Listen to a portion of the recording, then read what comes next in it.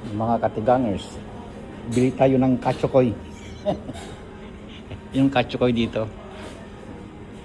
Ayan, sa KFC. Dumaan lang ako kasi galing ako trabaho.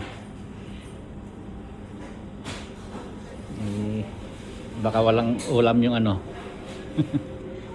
yung anak ko, kaya dumaan na ako rito. Ayan. Hindi ako nag-go through. Nag-drive through pala. Hindi ako nag-drive through dahil minsan nag-drive through ako, iba yung binigay sa akin. Pero alam naman nila.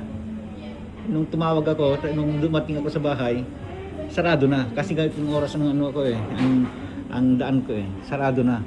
Ay tumawag ako, pero magsasarado na, sabi nila.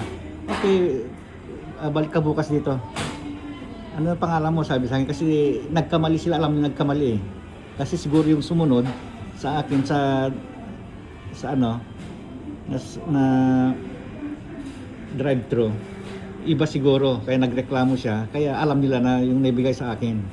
Ngayon, nung pumunta ako dito, binigyan ako ng panibago. So, libre na yung binigay sa akin ng una.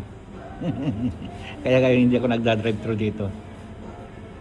Ewan ko kung paano na nagkamali yun. Hindi magkakamali sana yun Pero, tao lang. Okay, bye-bye.